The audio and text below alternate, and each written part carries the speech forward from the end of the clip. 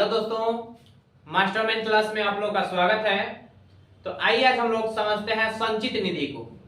यहाँ से जितने भी इंपॉर्टेंट क्वेश्चन बन सकता है उन सभी क्वेश्चन को देखेंगे जो कि एग्जाम के व्यू से इंपॉर्टेंट हो, और साथ साथ इस वीडियो में ही हम लोग कोशिश करेंगे कि यह सारे पॉइंट्स याद भी हो जाए। तो आइए देखते हैं। देखिएगा, संचित निधि, सबसे पहले निधि मतलब होता है धन, यानी कि भारत सरकार का जितना भी धन होता है यह आरबीआई के पास जमा होता है, और जो जमा होता है वह 3 जगहों पे जमा होता है। ध्यान रखेंगे यहाँ पे हम लोग संचित निधि, लोक लेखा या आकस्मिक निधि समझेंगे यहाँ पे कि यह 3 बैग होता है। जो पहला बैग है उसका नाम है संचित निधि, दूसरे बैग का नाम है लोक लेखा निधि, जबकि तीसरे बैग का नाम है आकस्मिक निधि। यह रियल में बैग नहीं है, समझने के लिए बता रहे हैं। संचित निधि, लोक लेखा निधि और आकस्मिक निधि। संचित निधि का उल्लेख संविधान के अनुच्छेद 266 के ए में है, जबकि लोक लेखा निधि का उल्लेख 266 के बी में है और आकस्मिक निधि का उल्लेख 267 में है। अब आते हैं कि संचित निधि में आता कहां से है पैसा जो भी जमा होगा तो कहां से आएगा। भारत सरकार जितना भी टैक्स लेता है या जो भी वसूलता है पैसा, यह सारा जाता है पैसा संचित निधि में, और इस पर अधिकार होता है संसद का। मतलब कि अगर कभी पैसा निकालना होगा तो यहाँ पे संसद की मंजूरी अनिवार्य है। संसद के माध्यम से ही हम पैसा इसमें से निकाल सकते हैं।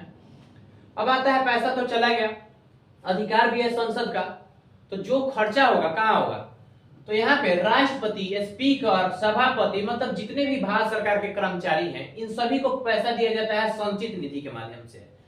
तो इतने सारे पॉइंट्स को ध्यान रखना है संचित निधि से। देखिएगा, संचित निधि का उल्लेख है 266 के ए में, पैसा जाता है जितना भी टैक्स हो गया सब जाएगा पैसा संचित निधि में। अधिकार किसका होगा, तो संसद का होगा। निकालेगा कौन, तो संसद निकाल सकती है। खर्च कहाँ होगा, तो जितने भी कर्मचारी है भारत सरकार का सभी को पैसा दिया जाता है संचित निधि से। अब आते हैं लोक लेखा निधि में।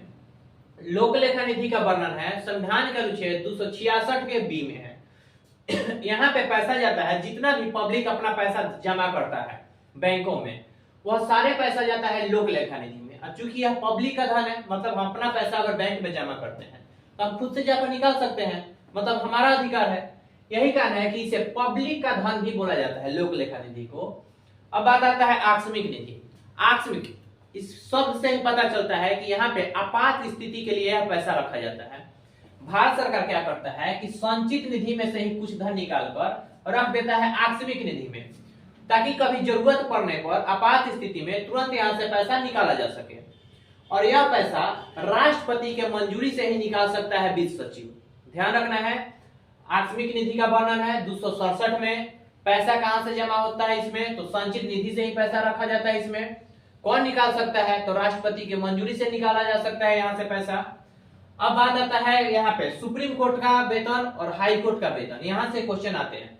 तो सुनिएगा, सुप्रीम कोर्ट का वेतन या पेंशन जो भी हो यह सब देता है केंद्र सरकार, मतलब केंद्र सरकार के संचित निधि से दिया जाता है। लेकिन हाई कोर्ट का पेंशन भी दिया जाता है केंद्र सरकार के संचित निधि से, जबकि हाई कोर्ट का वेतन देता है राज्य सरकार। जिस राज्य में वहां का मुख्य न्यायाधीश हो हाई कोर्ट का, वही सरकार देता है। तो ध्यान रखना है, दोनों पॉइंट्स बहुत बार क्वेश्चन आए हुए हैं, आदमी फंस जाता है दोनों में।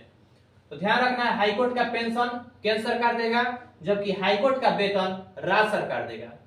तो यह जितने भी पॉइंट्स हैं, हो सके तो आप लोग एक बार इसको नोट्स बना लीजिए ताकि अच्छे से इसको याद रखा जा सके, और जब भी एग्जाम है तो वहां पे आराम से इसको रिवीजन किया जा सके, मतलब स्पीड में हम लोग रिवीजन कर सकते हैं अगर नोट्स रहे तो।